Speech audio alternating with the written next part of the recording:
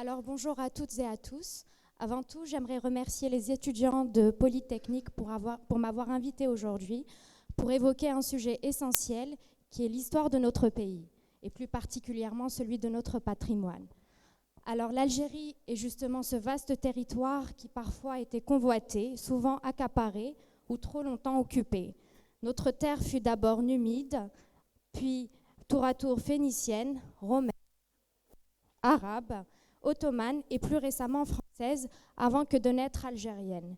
Notre culture est donc le fruit d'importants brassages issus des différentes civilisations qui se sont succédées. Et nos visages gardent un témoignage indélébile de leur passage.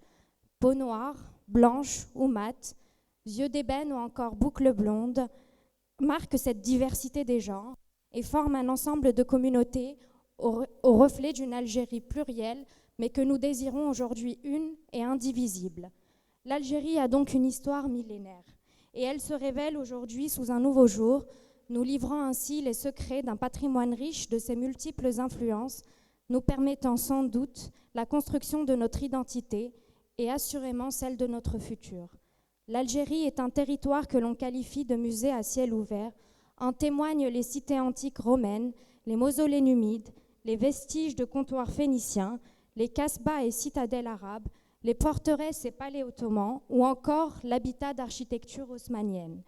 Si certains de ces sites sont classés, d'autres malheureusement sont en péril. La disparition est même assurée pour les sites non classés. La préservation et restauration de notre patrimoine est pourtant une condition sine qua non à la sauvegarde de notre identité. Sans conscience et connaissance du passé, peut-on réellement envisager un avenir ? L'édifice et le bâti trônent pourtant en témoin direct d'un passé tantôt douloureux, tantôt glorieux, mais qui néanmoins nous appartient et sans lequel on ne saurait avancer. Restaurer la mémoire passe donc également par la conservation de ce qui fut et qui n'est plus, c'est-à-dire la transmission d'un art de vivre à l'ancienne et le partage de ce que l'on nomme aujourd'hui tradition, us et coutume.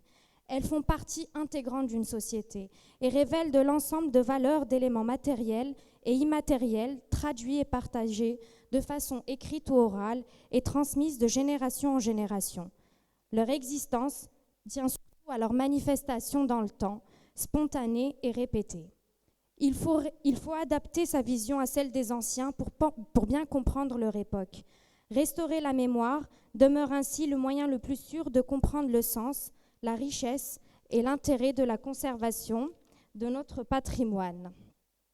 Pour comprendre les différents aspects qui composent notre identité multiple, nous ne pouvons faire l'impasse sur les origines diverses qui ont influencé sur notre premier outil de communication, le langage. Donc notre population est majoritairement arabophone, et si le langage tamazigh, usité sous ses différentes formes, fut reconnu par la Constitution de 1996, le parler algérien diffère d'une région à une autre.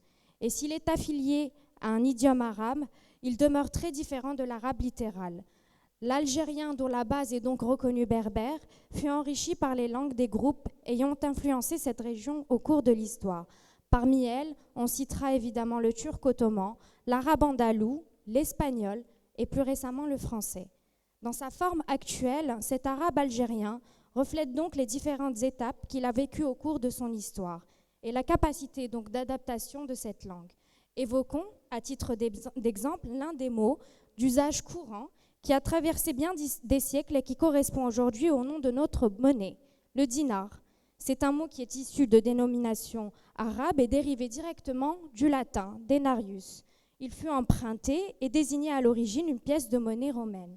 Ou encore, un autre exemple de mot à usage courant, le qolla, qui désigne un récipient à orifice étroit. Donc il serait issu du terme romain gula, qui désignait l'orifice étroit ou alors encore le gosier. Donc, par ailleurs et de façon moins surprenante, parmi les mots que nous utilisons, il y en a dont l'étymologie turque ne fait aucun doute, avec à titre d'exemple le gâteau tcherek. Donc, sinon, on a un autre exemple qui est une onomatopée, le mot chouchou, qui a donné le nom à notre mouette, donc chouchou malah. En fait, c'est simplement le cuit-cuit, c'est une onomatopée. turc qui à la base désigne l'oiseau dans un langage enfantin. Il y a également ceux qui sont issus d'un mélange d'arabe et de turc, comme par exemple le mot helwaji, le conducteur.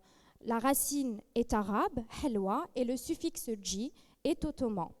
Nous utilisons encore aujourd'hui d'autres mots d'origine persane, comme par exemple le mot shusha, dont la dénomination complète est chouché khorma. En fait, ça désigne un régime de date. C'est pas si extravagant que ça quand on sait que pour les orientaux, la chevelure épaisse est synonyme de grâce et de beauté. Or, quand on sait qu'un régime de date est composé de plusieurs rameaux, on peut comprendre l'affiliation à la chevelure. Il nous est pourtant difficile pour certains mots de savoir s'ils ont été introduits en Algérie directement par les Turcs ou par les voyageurs et pèlerins. On sait simplement de façon certaine qu'un certain nombre d'objets d'origine persane, tels que les tapis, les ustensiles en cuivre, etc., ont été importés d'Orient par les pèlerins. Une autre influence notable a laissé ses traces dans notre langage, les mots d'origine arabo-espagnole. Il y a ceux qui ont été directement empruntés à l'italien, comme par exemple le fameux mot meriul, donc connu sous sa forme francisée de mariole. Il fait sa première apparition en Italie sous la forme mariolo, qui désignait à l'origine escroc ou rusé. Il aurait été emprunté par les Espagnols et transmis aux Algériens de l'Ouest, et il est utilisé depuis le XVIe siècle et fait les beaux jours de la chanson raï aujourd'hui. Donc, d'autres mots espagnols d'origine italienne furent introduits par les Turcs, comme par exemple bank al-qobba. En fait, le lit à baldaquin est issu de l'italien baldaco. C'est la forme toscane de la ville de Bagdad parce qu'elle pourvoyait les autres régions en tissu et en soierie. Aujourd'hui, l'influence française est notable car c'est l'occupation la plus récente, mais c'est vrai également dans l'autre sens. Et si certains mots français sont d'origine arabe du fait des différents échanges ancestraux, d'autres ont directement été empruntés au langage algérien ou berbère. Ainsi, le mot bougie est utilisé pour la première fois au XIVe siècle et tire son origine du mot de bougaya, translation en berbère du mot vgayet, correspondant à la ville car la commune fournissait jadis de grandes quantités de fines qui remplaçaient les suies dans les chandelles. Le langage algérien est donc à l'image de son histoire et demeure le reflet de son parcours, marqué par un important brassage culturel. Le fait linguistique algérien est souvent mis en avant par ceux qui appellent au renouveau identitaire. Ceux-ci revendiquent la spécificité de la langue algérienne et mettent en avant sa nécessaire préservation et sa revendication en tant que la langue nationale légitime. L'argument principal avancé pour justifier la nécessaire préservation étant la prise en compte du patrimoine culturel constitué de poèmes, de récits et de chansons dépendant de cette langue.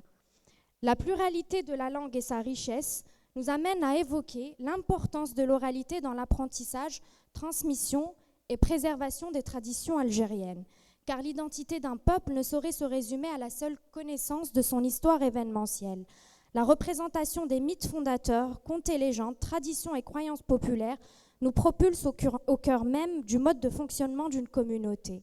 Reconnues depuis l'Antiquité en tant que maîtresses de foyer, du fait de la position et de la place qu'elles occupent au sein de la cellule familiale, les femmes sont reconnues garantes et dépositaires d'un savoir séculaire et demeurent de façon indéniable un pilier majeur de la transmission orale et donc de l'apprentissage et de la préservation des us et coutumes. À titre d'exemple, nous pouvons évoquer les pratiques de la population kabyle qui a longtemps baigné dans un univers peuplé de croyances magico-religieuses. Parmi les rituels magiques les plus prisés, on dénombre ceux auxquels on a recours pour prendre son destin en main. On appelle cela de la magie positive car ils interviennent le plus souvent en cas d'infortune ou d'un destin qui se fait attendre. Il faut préciser que les communautés où la structure familiale joue un rôle prépondérant dans la bonne marche de la société, les trois choses considérées comme essentielles et qui rythment la vie après la naissance sont le passage à l'âge adulte, le mariage et la procréation. Si l'une d'elles fait défaut, la réputation de la famille s'en verra ternie et les relations sociales, donc économiques, altérées. Autant dire de façon avérée que la place de la tradition et de la transmission joue ici un rôle majeur dans la bonne marche de la société. Dans un tout autre registre, nous avons le jeu de Bouqala, qui est à l'origine une pratique divinatoire, devenue un jeu accompagné de courts poèmes, récités ou improvisés pour être à la fin interprétés comme des présages. Le jeu de Bouqala était très en vogue dans les vieilles cités d'Alger et ses environs. Et la pratique est attestée dès le XVIe siècle. Ce jeu était également pratiqué par des femmes et aujourd'hui, le Bouqala est considéré comme un patrimoine que nous devons préserver. Si sa pratique tombe en effet en désuétude, quelques auteurs algériens s'attellent désormais à la collecte de la retranscription des innombrables bouqalettes dont certaines sont très révélatrices dans l'art de l'improvisation et de la versification de nos aïeuls. Le rôle des récits, des contes et des légendes n'est plus à démontrer. Et dans certaines régions à influence bédouine, le récit fut longtemps diffusé par El Gouel, littéralement celui qui dit. Son rôle est de relater les prouesses du héros arabo-musulman dans les endroits à large diffusion, les places publiques, les lieux de culte, les marchés hebdomadaires, etc.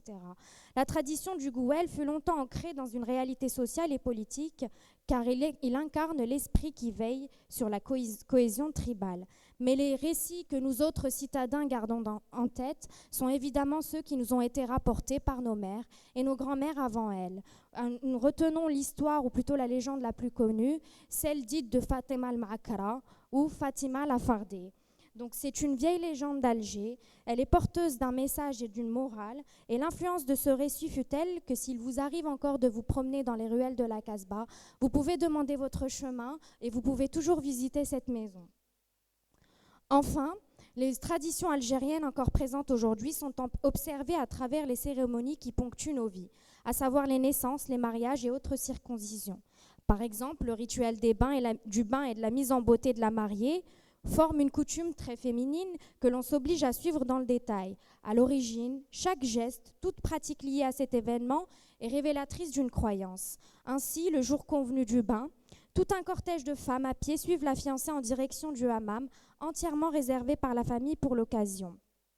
La cérémonie, ainsi que les objets nécessaires au bain tels que la fameuse tasse en cuivre, le mahbes, le beniqa ou encore la fota, font partie intégrante de notre patrimoine immatériel.